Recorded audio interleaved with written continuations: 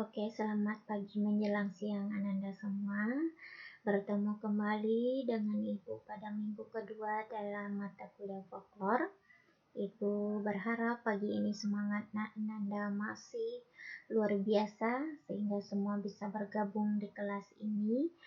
Minggu ini Ibu mencoba media YouTube untuk Ananda sebagai media untuk Ananda belajar, karena kalau semua mata kuliah di Zoom, beberapa Ananda ada yang mengikuti dengan baik, ada pula yang karena jaringan menjadi terganggu. Media YouTube ini mudah-mudahan bisa Ananda akses tidak hanya di jam pelajaran dengan Ibu, tapi bisa diulang kembali nanti ketika Ananda punya waktu, atau karena jaringan di masa tertentu Ananda tidak bisa akses, maka bisa akses lagi di lain waktu. Ibu akan berusaha menjelaskan karena ini hakikat. Kalau hakikat, Anda harus paham dulu konsepnya, baru nanti bisa mengerti apa sih sebenarnya yang kita bahas di mata kuliah folklore.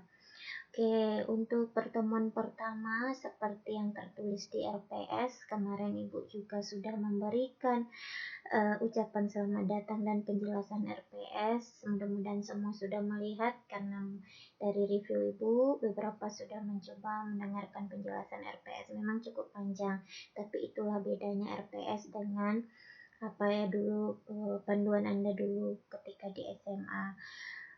Masa-masa awal ini adalah masa-masa adaptasi bagi Ananda, karena memang cara belajar di bangku perkuliahan tidak sama dengan bangku SMA. Jadi selamat menikmati, mudah-mudahan Ananda bisa beradaptasi dengan baik. Jangan mengeluh dulu, Ibu yakin Bu, ternyata kuliah itu banyak tugas. Ibu ternyata begini, Ibu ternyata begitu. Tidak apa-apa, nikmati saja. Ini adalah proses yang harus Ananda jalani.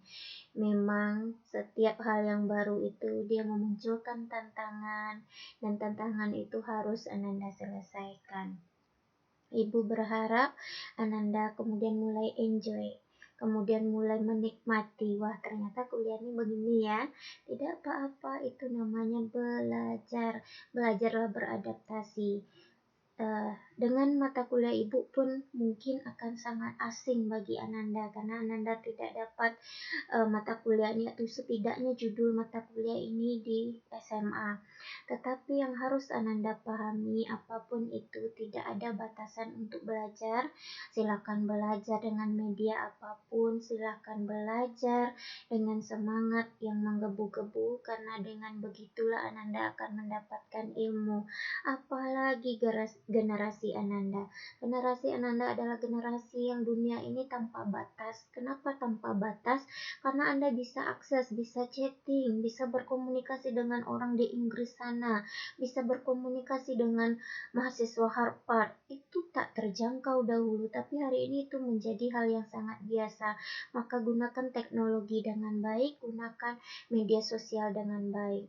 Sebagai orang yang baru bergabung di perguruan tinggi, mungkin Ananda masih akan canggung, tapi ingat seperti yang Ibu sampaikan di perkenalan pertama, bagaimana Ananda menentukan nasib Ananda ke depan adalah bagaimana Ananda hari ini menentukan langkah per langkah dari masa depan Ananda. Jadi nikmati setiap prosesnya, pelajari setiap perubahannya. Ibu yakin Ananda bisa. Ibu selalu bilang Ananda adalah generasi hebat. Generasi hebat adalah generasi yang tidak akan mengeluh. Jadi kalau ada banyak tugas, ya memang seperti itulah adanya, nikmati saja dan jalani dengan ikhlas. Karena kalau Ananda ikhlas dan bersyukur, semua yang dirasa berat akan terasa ringan. Oke, kita akan masuk minggu kedua ini. Ini sudah pertemuan kedua, kita bervirtual ria, karena juga tidak bisa bertemu di kelas. Pada pertemuan kedua ini, Ibu akan menjelaskan dulu apa itu sih folklore, apa hakikatnya, dari mana awal sejarahnya terbentuknya folklore ini, atau apa sih sebenarnya kata folklore ini, kok dia kemudian menjadi sebuah kata dan kemudian dipelajari pula di bangku perkuliahan. Oke, Ibu yakin dan Ibu percaya sudah lebih dari separuh atau sudah hampir semuanya mengerjakan modul. Di modul itu ada latihan dan ada pengayaan. Ketika Ananda mengerjakan latihan dan pengayaan, artinya apa? Bahwa Ananda sudah kemudian membaca materinya, karena tidak mungkin itu terjawab kalau Ananda tidak baca materinya. Jadi hari ini Ibu akan menjelaskan kembali materi modul itu, tapi memberi gambaran. Kalau membaca saja Ananda mungkin tidak paham juga dengan apa yang ada di tulisan itu. Hari ini Ibu akan menjelaskan bahwa apa yang tertulis di sana ini loh maksudnya, biar Ananda kemudian mendapatkan intisari dari bacaan tersebut. Oke, sebelum Ibu masuk ke materi, Ibu akan selalu menjelaskan tentang petunjuk perkuliahan minggu kedua. Minggu kedua ini apa sih yang diharapkan dari Ananda? Ananda sudah Ibu bagikan di e-learning, ada capaian mata kuliah, ada capaian prodi. Di capaian mata kuliah minggu pertama ini, Ibu berharap Ananda pengetahuannya bertambah tentang apa itu hakikat folklore dan kemudian sejarah awal terbentuknya folklore. Adapun petunjuk minggu kedua itu seperti yang sudah Ibu gariskan juga di kelas ini, pertama kali yang harus dikerjakan begitu bergabung dengan kelas Ibu adalah mengakses e-learning untuk mengambil daftar hadir. Ini wajib ya, ini langkah pertama dulu, akses e-learning. Jika ada kendala silakan hubungi Ibu. Langkah kedua, ketika mengakses daftar hadir, silakan ambil link YouTube. Biasanya Ibu akan memberi link YouTube penjelasan, karena kadang rasanya penjelasan Ibu akan membantu Ananda memahami lebih lanjut. Setelah link YouTube Ananda ambil di e-learning dengan mengklik 2 kali, Ananda kemudian silakan tonton video pembelajaran yang Ibu berikan. Video pembelajaran ini tentu berhubungan dengan materi yang kita bahas pada minggu ini. Setelah menyelesaikan setiap video pembelajaran, silahkan berkomentar di kolom komentar.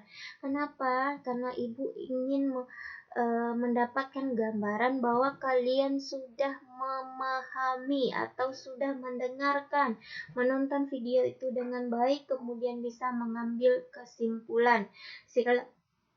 Silahkan memberi kesimpulan di setiap video pembelajaran yang Ibu upload. Kemudian Ibu juga berharap kolom komentar menjadi kolom atau ajang diskusi bagi kita semua. Ananda silakan berkomentar. Jika ada yang disuruh dalam video pembelajaran itu, kerjakan juga di kolom komentar. Dan silakan bertanya juga di sana. Kemudian di grup WA dan segala macam, karena kita masih dalam virtual, gunakan segala media sosial Ananda untuk mendapatkan pembelajaran yang efektif. Oke, kita masuk ke pengenalan tentang folklore. Oke, di pengenalan tentang folklore ini, pertama tentu kita akan membahas dulu apakah itu folklore. Bagi yang sudah membaca modul pasti langsung bisa menjawab folklore ini Bu. Bagi yang belum baca modul tapi sudah mengerjakan latihan dengan mencontek kepada teman-temannya, Ibu yakin tidak bisa menjawab apa itu folklore. Nah, oke, kita masuk ke pengertiannya. Ketika mendengar kata folklore, Ananda mungkin akan berpikir, apa itu folklore? Folklore itu kemudian merupakan kata asing, folk dan lore. Nah, Ibu akan jelaskan. Menurut Alan Dundas, ini juga kalian bisa lihat di dalam modul, folk adalah sekelompok orang. Jadi folklore itu terdiri dari 2 kata, folk dan lore. Folk itu apa Bu? Folk itu ternyata bahasa Inggris. Folk itu artinya komunitas, atau dalam artian yang sudah didefinisikan, folk itu adalah sekelompok orang yang memiliki ciri-ciri pengenal fisik yang sama atau ciri-ciri sosial dan kebudayaan, sehingga kelompok tersebut bisa dibedakan dengan kelompok lain. Ketika kita berbicara tentang ini, apa yang ada di pikiran Ananda? Ibu akan jelaskan bahwa ada sekelompok orang yang punya pengenal fisik yang sama. Pengenal fisik ini bisa rambutnya, umpamanya sekelompok orang yang rambutnya sama-sama keriting. Nah, ini jadi pengenal fisik, jadi komunitas orang keriting. Atau sekelompok orang yang punya rambut pirang, jadi komunitas rambut pirang. Atau sekelompok orang selain fisiknya sama sehingga bisa membedakan dengan orang lain, kelompok ini juga punya sosial yang sama. Contohnya, sekelompok orang yang lulusan S1. Nah, dia akan beda sosialnya dengan sekelompok orang yang lulusan SMA, lulusan SD, atau yang tidak sekolah. Ini sosialnya ya. Atau sekelompok orang keturunan bangsawan. Ini kan sama ya, berarti lahir dari orang kaya semua. Atau sekelompok orang yang tidak punya penghasilan. Nah, dia sama pula. Sehingga dia bisa dibedakan dengan kelompok lain. Atau sekelompok orang yang punya kebudayaan yang sama. Contohnya apa? Orang Minangkabau, orang Jawa, orang Batak, orang Sunda. Itu kebudayaan itu. Orang Minang kebudayaan sama nggak dengan orang Batak? Tidak. Orang Batak sama nggak dengan orang Jawa? Juga tidak. Jadi kelompok-kelompok ini punya ciri pembeda. Dia berbeda dengan kelompok yang lain. Ini fault menurut Alan Dandas ya. Kemudian lore itu apa? Lore itu adalah tradisi yang dimiliki oleh kelompok tersebut. Jadi, sebuah kelompok itu punya tradisi tersendiri, tidak sama. Contohnya, kelompok orang rambut keriting itu apa tradisinya? Ternyata, ini contoh saja ya. Di hari Minggu mereka harus pergi mandi ke sini untuk membersihkan rambut keritingnya. Ini sangat menarik ini kalau kita sudah berbicara tentang tradisi. Ananda silakan nanti lihat lagi ke beberapa sumber. Ananda akan lihat bagaimana sekelompok orang itu punya keunikan budaya atau tradisi yang berbeda-beda.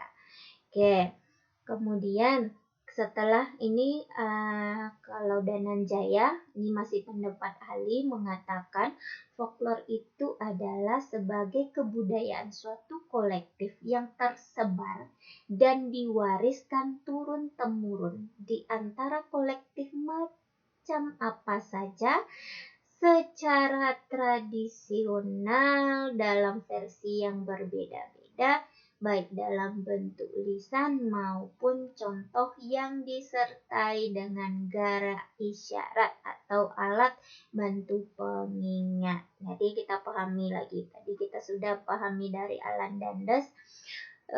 Dananjaya juga mengatakan dia turunan dari John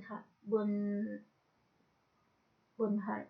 Ya, nanti Ibu lupa Ibu bagian ahlinya, nanti Ibu akan jelaskan bagian selanjutnya. Dananjaya mengatakan bahwa folklore itu kebudayaan suatu kolektif yang tersebar dan diwariskan secara turun-temurun. Nah, ingat. Dananjaya kemudian mengatakan bahwa suatu kolektif itu kembali kepada folk tadi, sekelompok orang. Kalau kolektif itu lebih dari satu ya, berarti ada sekelompok orang, kebudayaan sekelompok orang yang tersebar kemudian diturunkan atau diwariskan secara turun-temurun. Nah, jadi nanti ini sudah semakin jelas ya apa itu folklore. Jadi dia harus diturunkan, tradisi tadi harus diturunkan secara turun-temurun. Kalau secara turun-temurun apa maknanya?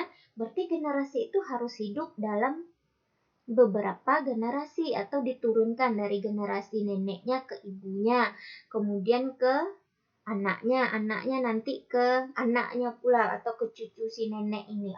Itu baru dia disebut dengan folklore. Berarti kebudayaan hidupnya tidak sebentar. Kebudayaan yang bertahan lama di masyarakat di suatu kelompok tersebut. Dan ini biasanya diwariskan secara lisan maupun dibantu gerak isyarat. Jadi pewarisannya akan banyak secara lisan. Sudah mulai terbayang nggak sama Ananda bagaimana cara mengumpulkan secara lisan? Nah, Ibu sebelum nanti Ibu sampai ke contoh, Ibu ingatkan dulu. Di rumah Ananda atau di tempat Ananda tinggal pernah nggak orang bilang begini? Jangan mandi di maghrib-maghrib karena nanti akan disapa setan atau disapa genderuwo atau apalah. Nah, ini sebenarnya apa? Ternyata ini bagian dari kebudayaan. Kita akan bahas lagi nanti secara menarik, secara terperinci di bagian selanjutnya. Kita akan pahami definisi dulu. Jadi semakin nampak bahwa folklore itu adalah kebudayaan sebuah kelompok yang diturunkan turun-temurun, diwariskan secara lisan maupun dibantu gerak isyarat. Jadi sudah terbayang ya, bahwa folklore itu adalah milik sekelompok orang yang kemudian sudah menjadi kebudayaan dan sudah harus diwariskan. Sudah turun-temurun pula pewarisannya. Jadi, kalau tidak masuk dalam kelompok itu, dia tidak disebut folklore. Paham ya? Jadi harus paham. Nah, kita sampai di sana dulu. Kita patok dulu sampai pengertian dari Alan Dandas dan Dananjaya. Mudah-mudahan kalian semakin paham apa dan kemudian semakin terarah apa itu sebenarnya folklore. Nih ada beberapa pendapat lain selain tadi ada Alanandas, kemudian ada Dananjaya, ada beberapa orang ahli lagi yang sudah merumuskan tentang folklore itu. John Harald Brunfan ini yang kata ibu tadi, Dananjaya ini sebenarnya dia mengambil intisari pendapat John Harald Brunfan yang katanya folklore may be defined as material in culture that circulate traditionally among members of any group in different version, whether in oral or by mean customary example. Ini artinya tadi bahwa folklore itu bisa dipahami sebagai sebuah kebudayaan yang beredar secara tradisional dalam sebuah kolektif dalam versi-versi yang berbeda. Different version ya, kemudian disampaikan secara oral itu lisan. Jadi tadi sehingga kemudian Dananjaya mengatakan bahwa dia kebudayaan sebagai kebudayaan suatu kolektif yang diturunkan secara turun-temurun, yang diwariskan secara lisan, baik secara lisan maupun dibantu gerak isyarat. Kemudian Muhammad Haji Saleh juga mengatakan dia masih menggunakan pandangan Dananjaya. Jadi dalam dunia folklore Dananjaya ini juga sudah diakui sebagai salah satu ahli yang cukup berpengaruh ya. Bahwa dia mengatakan pandangan Dananjaya sebagai pendekatan penting dalam sastra Nusantara. Kajian folklore membantu kajian kesusastraan. Sehingga kenapa kemudian folklore ini kalian pelajari di pendidikan bahasa dan sastra Indonesia? Karena dia berbicara tentang tradisi atau kebudayaan lisan. Nah, kebudayaan lisan itu kan awal mula terjadinya kesusastraan. Sebelum dia dituliskan, semua kesusastraan Indonesia bersifat lisan. Oke, kita masuk dulu ke pengertian ahli yang lain. Ada pendapat Jamaris. Jamaris mengatakan folklore merupakan cabang ilmu antropologi. Melalui penelitian folklore, kebudayaan suatu bangsa sebelumnya adanya pengaruh asing. Nah, pada Jamaris dia menegaskan lagi bahwa kalau berbicara folklore itu adalah sebuah kebudayaan yang belum dipengaruhi oleh pengaruh asing seperti kepercayaan rakyat, pandangan hidup, adat istiadat, dan cara berpikir masyarakat itu. Jadi Jamaris ini lebih menekankan bahwa folklore itu adalah sebuah sastra yang masih sangat murni, belum ada campur tangan orang lain di sana. Hanya sebagai sebuah kebudayaan sebuah masyarakat. Bagaimana masyarakat itu hidup, bagaimana masyarakat itu kemudian berpikir, kepercayaannya bagaimana, pandangan hidupnya bagaimana, itu pendapat folklore. Jadi jika kita simpulkan atau Ananda boleh kemudian mengambil, silakan ambil pendapat Dananjaya untuk pengertian folklore karena di sana lebih gampang diingat. Jadi ada beberapa kata inti yang bisa Ananda ambil ketika ibu bertanya kapanpun itu tentang pengertian folklore. Pertama, ingat dia berupa kebudayaan. Nah, kata pertamanya yang harus Ananda ingat adalah kebudayaan, kedua milik sebuah kolektif, yang ketiga diturunkan atau diwariskan secara turun-temurun. Jadi harus ada pertama budaya, dua kolektif, tiga turun-temurun, kemudian dalam bentuk lisan ataupun gerak isyarat. 4 kata ini sudah kemudian benar Ananda merumuskan apa itu folklore. Pertama, dia merupakan sebuah kebudayaan milik sebuah kolektif atau sekelompok orang yang sudah diturunkan secara turun-temurun atau diwariskan secara turun-temurun. Kalau turun-temurun berarti lebih dari satu generasi. Kemudian bisa diwariskannya ini biasanya dalam bentuk lisan maupun dibantu oleh gerak isyarat. Sudah selesai pengertian folklore. Dimanapun, kapanpun ibu bertanya tentang folklore, Ananda sudah harus bisa menjawab apa itu folklore. Nah, ini cara belajar yang gampang ya. Banyak pun pendapat ahli itu, tapi ambil satu ahli yang menurut Ananda bisa Ananda pahami dengan baik dan memang diakui oleh ahli yang lain pula. Oke, kita masuk. Jadi selesai ya di pengertian folklore. Semua juga harus sudah paham atau apa itu folklore. Oke, ibu kasih waktu 20 detik untuk menuliskan kata kunci folklore di kolom komentar. Caranya, sebutkan nama Ananda, NPM Ananda, kemudian apa kata kunci folklore. Ibu hitung sampai 20. 1, 2, 3, 4, 5, 6, 7, 8, 9, 10,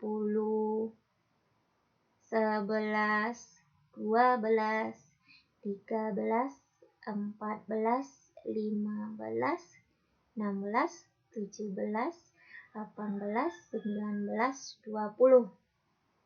Silakan Ananda tulis di kolom komentar bagaimana kata kunci pengertian folklore dimanapun, kapanpun orang bertanya tentang apa itu folklore. Silahkan dijawab di kolom komentar. Oke, kita masuk kepada bagian kedua. Dia ada 3 materi sederhana di awal ini. Yang pertama adalah pengertian folklore. Kemudian kita akan mengenal apa itu folklore, yaitu ciri pengenal utama folklore. Tadi Ananda sudah membahas tentang apa itu folklore dan sudah mengerti. Sekarang kalau kita sudah mengerti definisinya, kita harus mengenali dulu. Umpamanya kalian kalau mengenal ibu, wah ibu ini pipinya cabi, atau ibu mengenal kalian, wah ini gingsulnya manis, itu ini pipinya cantik ya, tirus. Itu adalah ciri pengenal yang kalian miliki. Ternyata folklore juga punya ciri pengenal. Jadi kalau mau mengenal folklore itu ada 9 ciri pengenalnya. Kalau 9 itu kalian temukan dalam sebuah kebudayaan, dia disebut dengan folklore. Kalau satu saja Bu, belum tentu dia folklore. Nah, nanti kita pahami baik-baik. Oke, pewarisannya secara lisan. Ini sudah ada di definisi tadi, bahwa folklore itu biasanya disampaikan secara lisan atau gerak isyarat. Kalau kita berbicara tentang kebudayaan yang diwariskan secara lisan, apa yang Ananda pikirkan? Cerita Malin Kundang, apakah Ananda masih ingat tentang seorang anak yang durhaka kemudian dikutuk oleh ibunya? Apakah kemudian cerita itu dituliskan? Tidak. Awal mula cerita itu berkembang adalah dalam bentuk lisan. Nah, ini harus kalian pahami. Lalu nanti kita akan sampai pada pembahasan, Bu, kenapa Malin Kundang itu dikutuk ibunya? Benar enggak itu terjadi, Bu? Atau itu hanya sebagai dongeng saja, Bu? Itu legenda saja. Kita akan bahas nanti pada masanya. Tapi Ibu ingin di bagian ini, Ibu ingin menjelaskan ke kalian bahwa pewarisan secara lisan itu maksudnya adalah folklore itu atau kebudayaan itu disampaikan secara lisan kepada generasi sesudahnya. Jadi kalau sudah disampaikan secara tertulis, dia tidak folklore lagi. Kemudian yang kedua, dia bersifat tradisional. Jadi folklore itu akan tetap bersifat tradisional walaupun musim modern apapun hari ini. Walaupun kalian sudah mau naik ke bulan, terbang ke bulan, folklore itu tetap bersifat tradisional. Kok bisa, Bu? Ya, contohnya, kenapa kalian dilarang duduk di pintu? Nah, katanya terhalang jodoh ya. Ini folklore ini. Nah, Ibu sudah bukakan beberapa contoh. Jika kalian menyimak dengan baik, kalian akan mulai terbuka wawasannya. Contohnya begini. Kenapa kalian dilarang duduk di pintu? Karena terhalang jodoh, Bu. Kan itukah maksudnya? Ternyata ada makna filosofi di dalam itu, kita akan pelajari nanti. Jadi dia bersifat tradisional, tidak tiba-tiba karena sudah 2020 kemudian disebutkan dilarang duduk di jendela WhatsApp. Nggak ada begitu, atau di jendela Twitter nanti telah terlambat dapat jodoh. Tidak, tetap dilarang duduk di pintu. Nah, itu maksudnya dia bersifat tradisional, dia berkembang dari generasi ke generasi itu dalam bentuk yang hampir sama atau dalam bentuk yang masih bersifat tradisional. Kemudian ada anonim. Nah, anonim kita kembali lagi ke cerita Malin Kundang. Cerita Malin Kundang itu ada enggak pengarangnya? Atau ada enggak orang yang mengarangnya? Tidak. Dia milik bersama. Coba kalian nanti lihat ke uh, yang ke 6 ini, ke-7 ini dia milik bersama. Folklore itu milik bersama. Karena dia anonim, makanya dia menjadi milik bersama. Nggak ada orang bisa mengklaim, saya loh yang buat cerita Malin Kundang ini, jadi kalau kalian gunakan, kalian harus bayar ke saya. Tidak. Itu bedanya cerita folklore itu dengan kebudayaan lain. Kebudayaan umpamanya contoh kebudayaan lisan ya, Siti Nurbaya itu ada pengarangnya namanya Mara Rusli, nggak boleh ibu klaim. Tapi kalau legenda asalkan milik Minangkabau, ibu bisa bilang oh itu legenda kami. Karena kami di sini milik bersama. Kemudian dia ada. Apa makna ada ini, Bu? Ada ini begini maksudnya. Sadar tidak kalian sadari, folklore itu berkembang. Kalian katanya, Bu, kami kan sudah modern, Bu. Kami kan Korea, orang-orang ke Korea-Koreaan, ke Eropa-Eropaan. Kami enggak lah, Bu, itu yang lama-lama itu tuh kan masa lalu. Tapi pernahkah kalian kemudian tersentak di suatu ketika begitu mau mandi di maghrib hari? Oh, tunggulah dulu setelah maghrib, nanti takut ada apa-apa. Itu yang maksudnya ada. Kalian tanpa sadar dia sudah tertanam. Kalau sudah tertanam, dia tanpa kalian sadari dia akan ikut menjadi kepribadian kalian, menjadi bagian dari diri kalian. Ada enggak kalau ada orang hamil kemudian kalian jangan lewat di belakangnya, nanti begini. Kemudian yang selanjutnya adalah pralogis. Pralogis itu maksudnya apa? Pralogis itu adalah yang hanya kolektif tersebut saja yang memilikinya. Yang paham itu hanya mereka.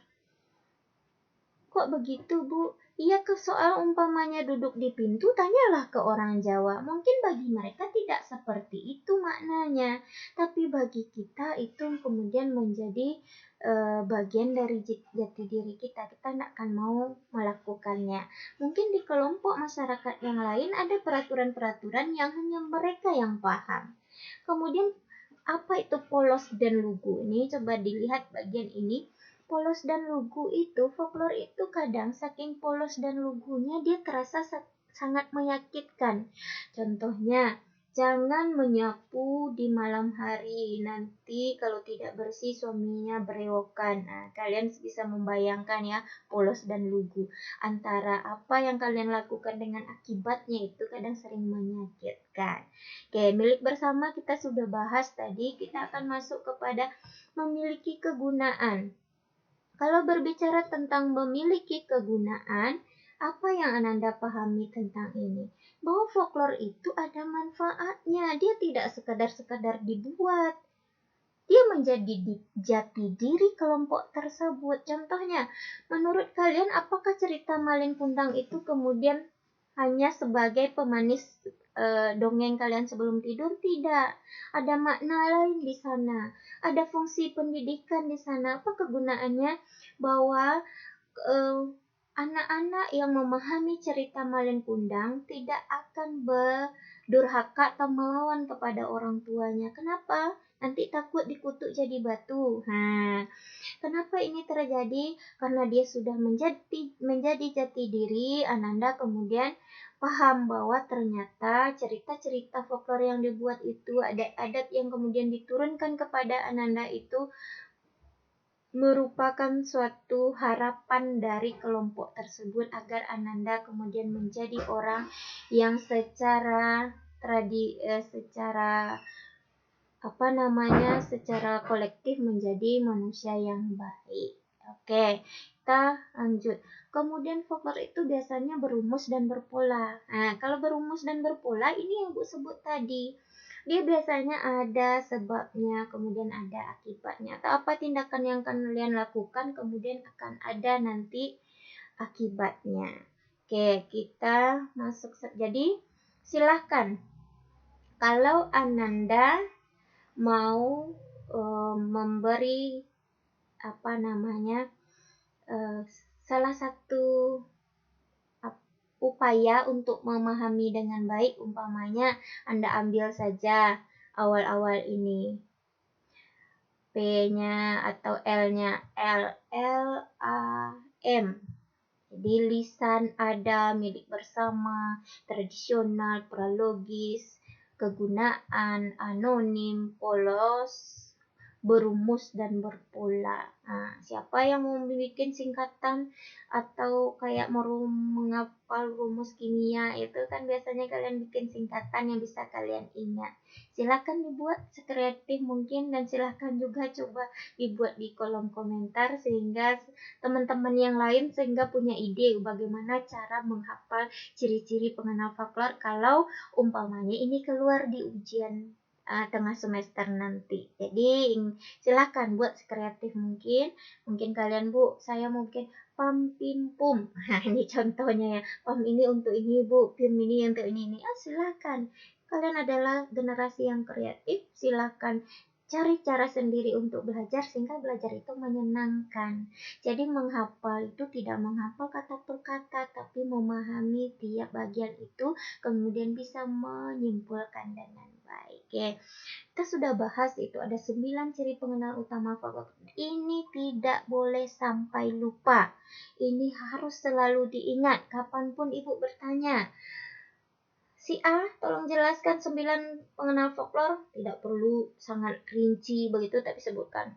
Diwariskan secara lisan, Bu. Dia bersifat ada, milik bersama, tradisional, pralogis, memiliki kegunaan, anonim, polos, dan lugu, berumus dan berpola. Mantap. Nah, itu yang ingin Ibu dapatkan dari kalian. Kalian punya cara sendiri belajar. Oke, harusnya semua sudah khatam ini bagian ciri pengenal utama folklore ya.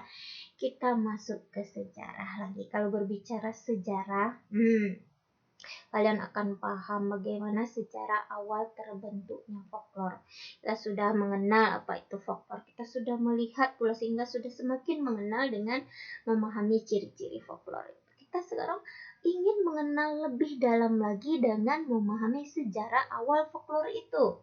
Pertama, folklore merupakan kasana sastra lama. Nah, jadi tadi Bu katakan sejarah sastra itu sastra awal itu dulu bersifat lisan. Jadi folklore itu masuk dalam sastra lama. Sastra folklore ini berkembang setelah William John Thoms. Nah, ini kalian ingat nih. William John Thoms ini seorang ahli kebudayaan antik dari Inggris mengumumkan artikelnya dalam majalah Athenaeum nomor 982 tanggal 22 Agustus 1846. Ini udah lama ya, kita sudah berada di era 2020, ini masih di 1846 dengan menggunakan nama samaran Ambrose Marton. Jadi dia membuat sebuah artikel tentang kebudayaan antik Inggris. Dia mengatakan bahwa Inggris itu tidak hanya tentang masyarakat kaum bangsawan, tapi juga ada masyarakat kelas bawah, kelas-kelas pekerja, petani. Dia kemudian menjelaskan petani itu punya kebudayaan begini-begini loh. Nah, ini yang disampaikan dalam dalam majalah itu. Kemudian setelah si William John Thoms ini, pada waktu itu belum ada bahasa istilah untuk kebudayaan, sehingga folklore yang dikemukakan menjadi folklore itu digunakan untuk semua kebudayaan. Jadi tidak hanya kebudayaan yang diturunkan secara turun-temurun, tapi semua kebudayaan disebut folklore pada masa itu. Namun hal ini tidak berkembang lama. Pada tahun 1865, E.B. Taylor memperkenalkan culture, bahasa Inggrisnya culture ya, tulisannya culture, ke dalam bahasa Inggris, sehingga dipisahkanlah kemudian itu antara folklore dan culture. Jadi folklore dan culture itu menjadi dua hal yang berbeda.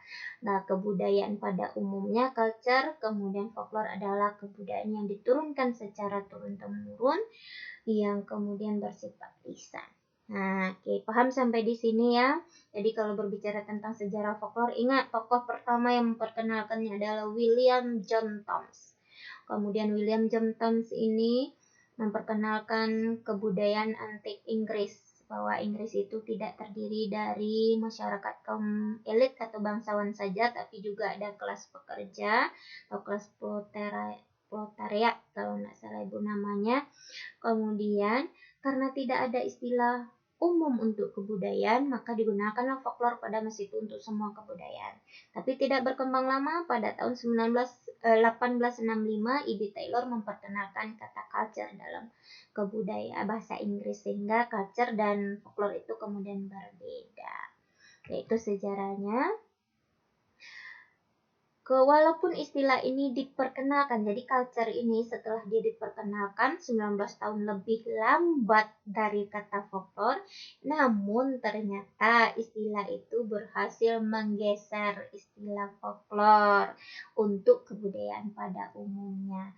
Karena folklore kemudian menjadi kebudayaan khusus, seperti yang Ibu katakan tadi, kebudayaan yang diwariskan secara lisan baru dia disebut dengan folklore. Tapi tidak lisan saja, ingat kembali ke pengertian Dananjaya, ada dibantu gerak isyarat. Contohnya pewarisan tentang lukisan adat, contohnya batik tulis. Batik tulis itu kan sebenarnya dia kebudayaan secara lisan, karena orang akan mengajarkan secara lisan, tapi hasilnya nanti bisa dalam bentuk ukiran rakyat, dalam bentuk kerajinan rakyat. Itu disebut dengan folklore, atau jenis folklornya ada 3, ada folklore lisan, non lisan, sebagian lisan. Nanti kita akan pelajari lebih lanjut. Oke, kemudian kalian sudah pasti juga membaca di modul setelah folklore diperkenalkan kepada publik, kemudian folklore tergusur oleh istilah kebudayaan, awalnya dipakai untuk semua kebudayaan, tapi kemudian hanya untuk kebudayaan khusus yang secara lisan saja. Ternyata banyak juga ahli yang tertarik membahas tentang folklore ini.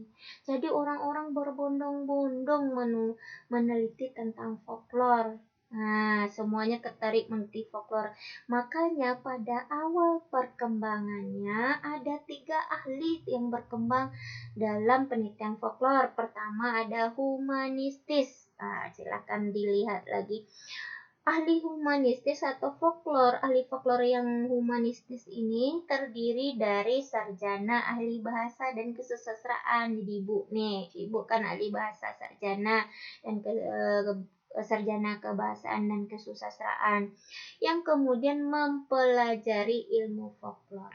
Mereka memegang ketat definisi yang disampaikan oleh William John Thoms. Para ahli ini tidak meneliti tentang kesusastraan lisan saja, tetapi juga meneliti tentang hasil kelakuan berupa benda material. Ibu jelaskan tadi ada arsitektur rakyat, ada mainan rakyat, ada pakaian rakyat. Pada umumnya mereka mementingkan aspek lore daripada folk dalam penelitian folklore. Jadi kalau mau memahami tentang humanistis ini gampang, kata kuncinya di dalam humanistis dia mementingkan lore. Lore itu apa? Tradisi. Jadi tradisi yang dihasilkan oleh kelompok masyarakat itulah yang menjadi titik utama penelitian mereka. Oke, itu humanistis. Kita masuk ke yang antropologis. Kalau ahli folklore antropologis itu dia justru lebih terletak pada unsur kebudayaannya yang bersifat lisan saja. membatasi penelitian objek mereka itu pada unsur kebudayaan yang bersifat lisan.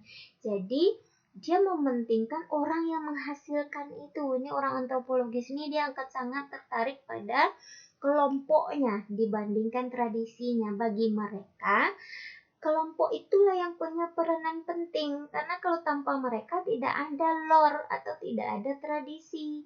Jadi kalau orang Minangkabau itu mau diteliti, ya kelompoknya, masyarakat Minang itu, bukan kebudayaan Bakabanya, bukan kebudayaan tentang tabuinya, tapi orangnya. Nah, inilah yang disebut dengan antropologis. Mereka sangat tertarik kepada kelompok yang menghasilkan lore itu.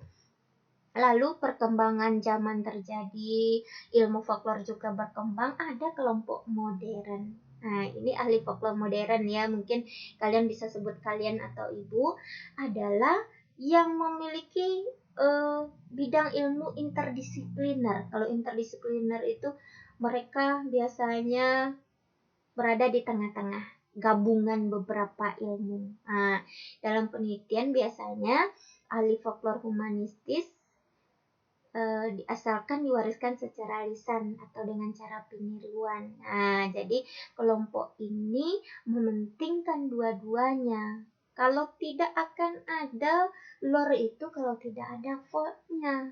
Dan folk itu sama pentingnya dengan lore. Nah, komunitas itu yang menghasilkan budaya. Tapi budaya itu sebenarnya juga akan membentuk komunitas. Contohnya, kalian lahir mengerti enggak budaya kalian dulu? Tidak, tapi yang ada itu, budaya itu yang kemudian mencukupi kalian, baru kalian sadar bahwa itu kalian bagian dari orang Minangkabau. Makanya ahli folklore ini mengatakan dua-duanya penting. Yang modern ini mengatakan dua-duanya penting. Jadi kalau dua-duanya penting, tidak ada yang jadi titik berat.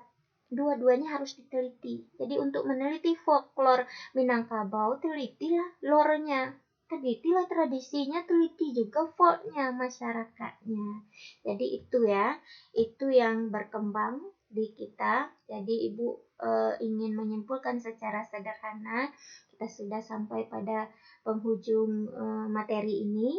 Ibu sudah berusaha jelaskan dengan baik. Ibu ingin kalian kemudian juga menyimpulkan apa-apa saja yang kalian ingat dalam materi ini, kemudian silahkan ambil intisarinya dan lalu tuliskan di kolom komentar. Jadikan kolom komentar sebagai tempat ajang berdiskusi. Ibu yakin kalian adalah manusia cerdas. Begitu kalian mendengar atau menonton YouTube ini, kalian kemudian akan mendapatkan beberapa hal. Media YouTube ini punya kelebihan. Kalian bisa ulang-ulang, umpamanya jaringannya nggak ada, nanti ulang lagi bagian ini, nanti ulang lagi bagian ini. Silahkan isi kolom komentar sampai pertemuan minggu depan. Jadi kalian punya banyak kesempatan untuk menonton YouTube ini. Tidak di jam pelajaran dengan ibu saja. Jika tidak ada sinyal, silahkan pelajari di bagian lain. Ibu berharap pertemuan ini akan menyenangkan bagi Ananda, seperti ibu juga sangat senang belajar dengan Ananda semua. Oke, mungkin itu saja. Terima kasih banyak. Sampai berjumpa minggu depan. Pesan ibu kepada Ananda, silahkan dipelajari setiap materinya dengan baik. Ibu sudahi dengan Assalamualaikum warahmatullahi wabarakatuh.